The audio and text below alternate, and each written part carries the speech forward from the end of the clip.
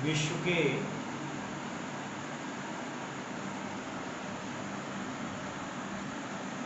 मजहबों को 3 भागों में विभाजित किया गया है।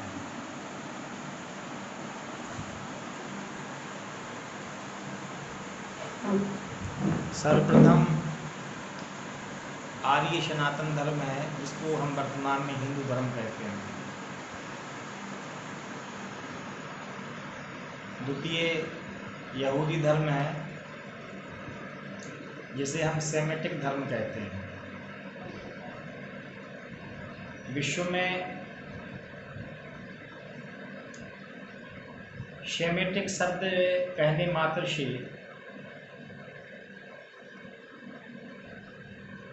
3 धर्मों का, 3 मजहबों का, 3 मतों का समावेश अपने आप हो जाता है। यहूदी, ईसाई, इस्लाम। और भारतीय धर्म मनीषा में सनातन शब्द कहते साथ ही बौद्ध और जैन और सिख, इन चारों धर्मों का, चारों मतोपंथ संप्रदायों का समन्वय हो जाता है। यदि हम कहें जिस प्रकार हिंदू धर्म से बौद्ध धर्म का प्रादुर्भाव होता है, भगवान श्री गौतम बुद्ध हिंदू परिवार में हिंदू राजा के यहाँ जन्मे हुए बालक थे। और गौतम बुद्ध की कोई नवीनतम परंपरा नहीं है कि कोई उन्होंने नया मत, नया विचार इस संसार में दिया हो। जो प्रभु गौतम बुद्ध ने विचार प्रदान सारे संसार में दिया, वह सांख्य में प्रतिपादित तत्वों का ही निरूपण ही उन्होंने सारे संसार में सुगम, सहज, सुबोध भाषा में अपने शिष्यों में, अपने भक्तों में, अपने मतानुयायी लोगों में उन्हीं सांख्य के प्रणेता श्री कपिल जी के परंपरा को ही श्री गौतम बुद्ध ने आगे बढ़ाया है। सांख्य शास्त्र जिन प्रगट बखाना तत्व विचार निपुण भगवान। जैसे गौतम बुद्ध कहते हैं कि यह संसार नश्वर है, सर्वम क्षणिकम क्षणिकम, सर्वम क्षणिकम क्षणिकम, सर्वम दुखम दुखम। सारा संसार दुख है, तो दुख है तो दुख का उपाय है, निदान है, तो उसके माध्यम से ज्ञान की प्राप्ति होती है। तो वह भारतीय परंपरा से प्रादुर्भूत धर्म है। भारतीय सनातन धर्म परंपरा का ही एक अभिन्न अंग है बौद्ध धर्म। आज के समाज में जो विकृतियां आई हुई हैं, जैसे भीमराव अंबेडकर जी जब नाराज हो जाते हैं, उन्हें काले राम मंदिर नासिक में प्रवेश नहीं दिया जाता है, तो उसके प्रतिशोध में, उसके दुख में, उसके क्षोभ में वह बौद्ध धर्म को अपना लेते हैं।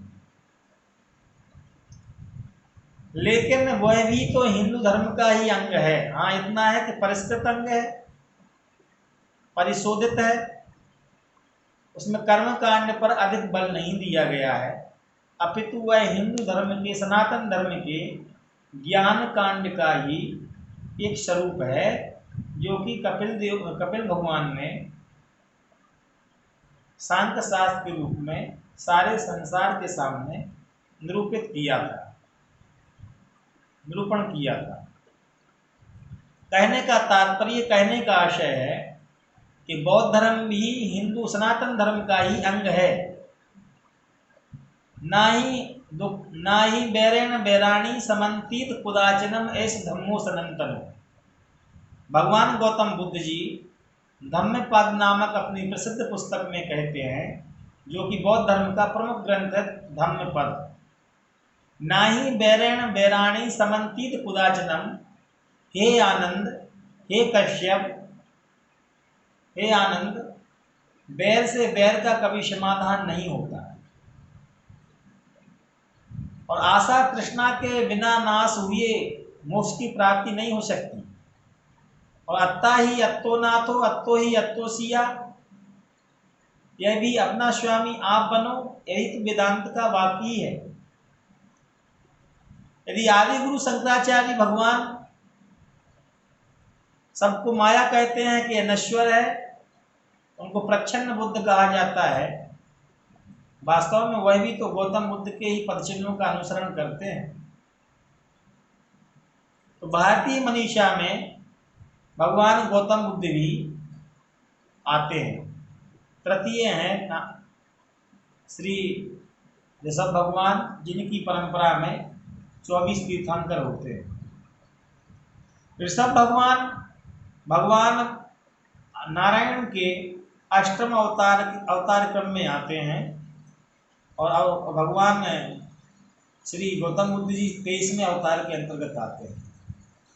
हिंदू धर्म से तात्पर्य, जब हिंदू धर्म का नाम लिया जाता है तो उसमें गौतम बुद्ध भी हैं, भगवान गौतम बुद्ध भी हैं, भगवान महावीर स्वामी भी हैं, श्री ऋषभ नाथ भी हैं, ऋषभ देव भी हैं, अजित नाथ भी हैं, संभव नाथ जी हैं, अभिनंदन नाथ जी भी हैं और पारसनाथ जी भी हैं, विमल नाथ जी भी हैं, श्री महावीर स्वामी जी भी हैं, श्री कुंतु नाथ जी भी हैं, श्री मल्ली नाथ जी भी हैं, श्री सुब्रत नाथ जी भी हैं, श्रेयांश प्रभु जी भी हैं, श्री सुपारस नाथ जी भी हैं।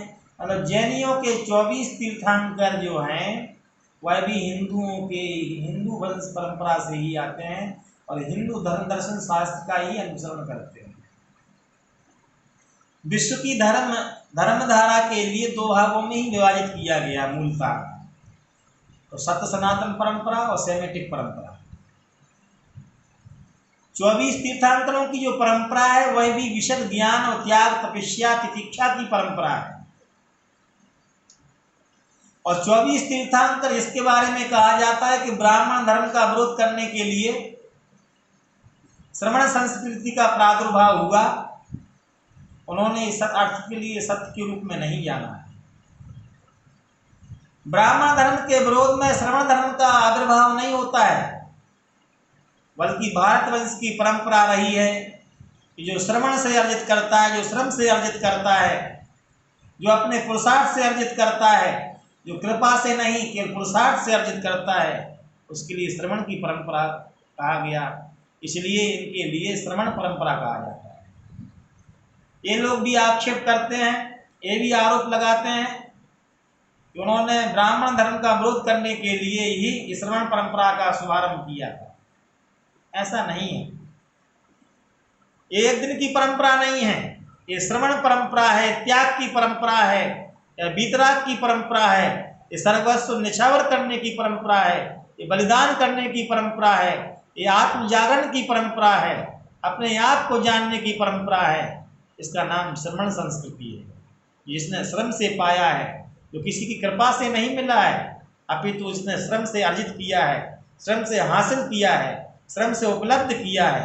उसे कहा गया ये महावीर श्रवण की परंपरा है, ये महावीर गौतम की परंपरा है, ये अजित नाथ जी की परंपरा है, श्री संभव नाथ जी की परंपरा है, श्री सुपारस नाथ जी की परंपरा है, श्री नैमिनाथ जी की परंपरा है, श्री महावीर स्वामी जी की परंपरा है, श्री आदिनाथ जी की परंपरा है, श्री कुंतुनाथ श्री मल्लीनाथ जी की परंपरा है।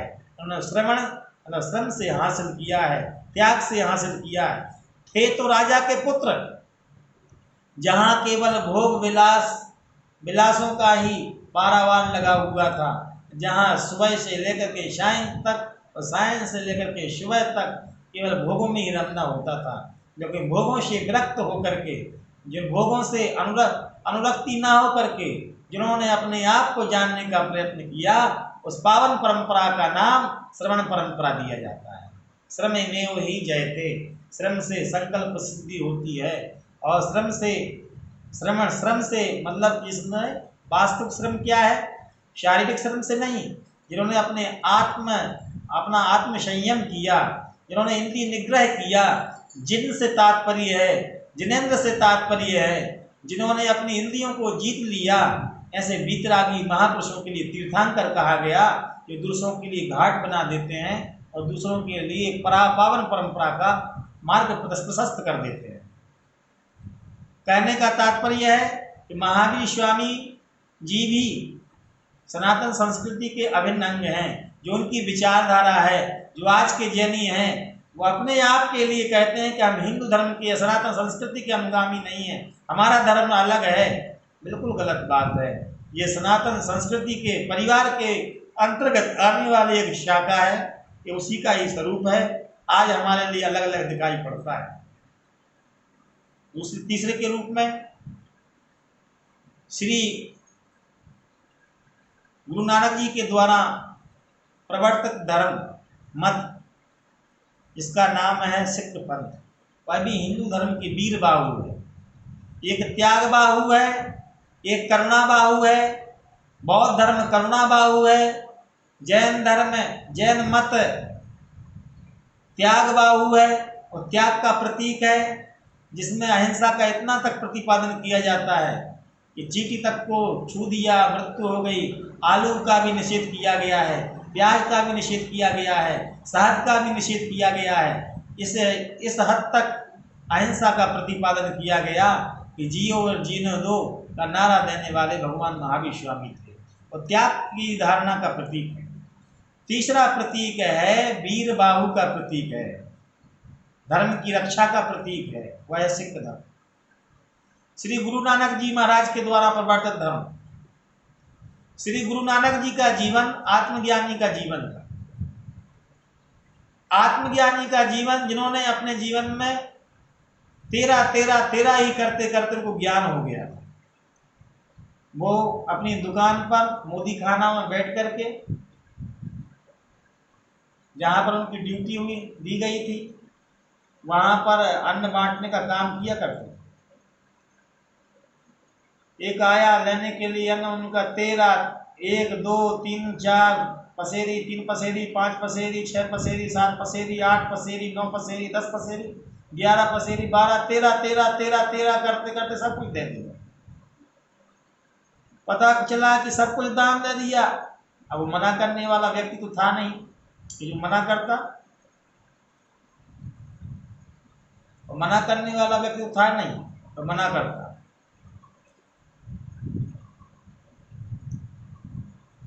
सामने वाला लोभी था, उसने सब कुछ दे दिया। अंत में मालूम चला कि अरे इन्होंने तो पूरा धन धान खाली कर दिया, पूरा अनाज खाली कर दिया। वहां सुन कुछ भी नहीं तो क्या किया? मैं विस्मृति हो गया था, मैं भूल ही गया था कि मैं क्या कर रहा हूँ। तेरा करते हुए सब कुछ दे दिया। ये ब्रह्म ज्ञान की परंपरा है कि गृहस्थ में रहते हुए, धर्म की रक्षा करते हुए, अपने बच्चों को सत्संस्कारी बनाते हुए कैसे मनुष्य जीवन जिया जा सकता है, यह श्री गुरु नानक जी ने समस्त संसार को सिखाया है अपने जीवन दर्शन के माध्यम से। और सिख धर्म में नानक घूमे देश विदेश, जय कबीर नानक दादू का बापू का वाणी विश्राम, नव नव रूप पुराण पुरुष लीला धाम राम का नाम।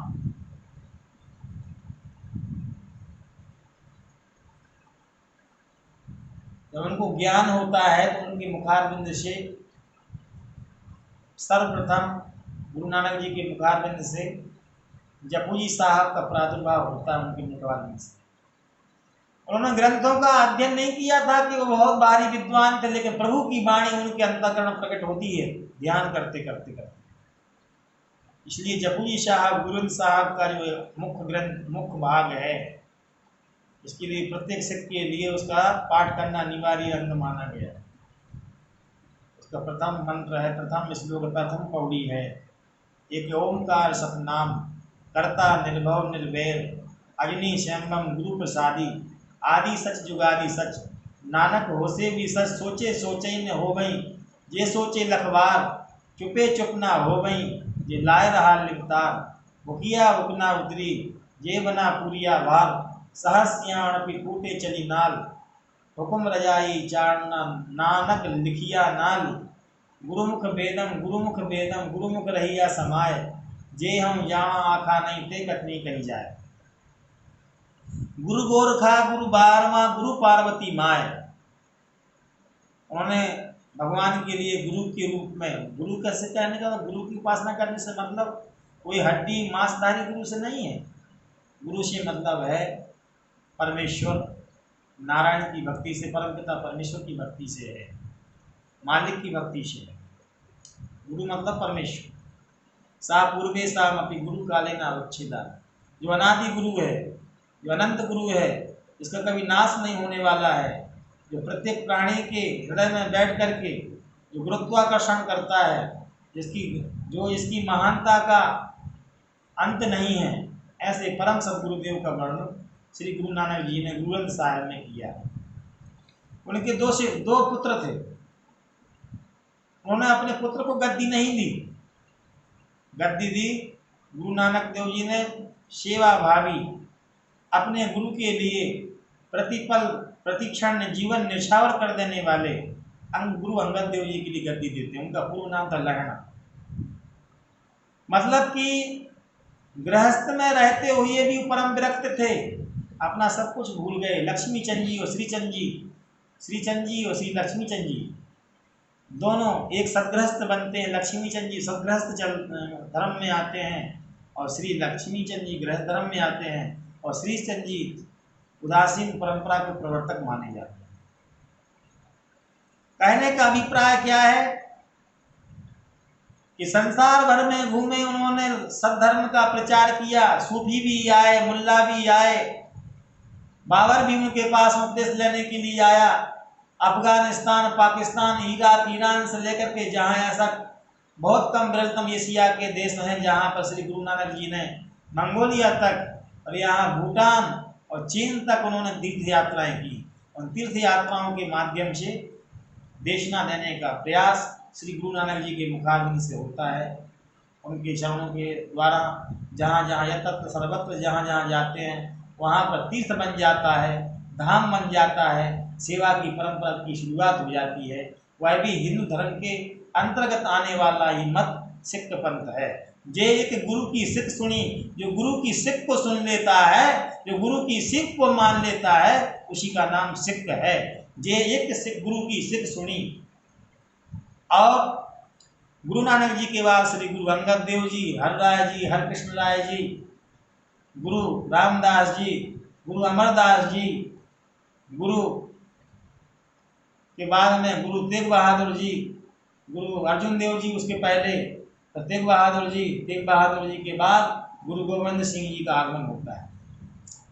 गुरु गोविंद सिंह जी, गुरु तेग बहादुर जी ने हिंदू धर्म की रक्षा के खातिर, सनातन धर्म की रक्षा के खातिर,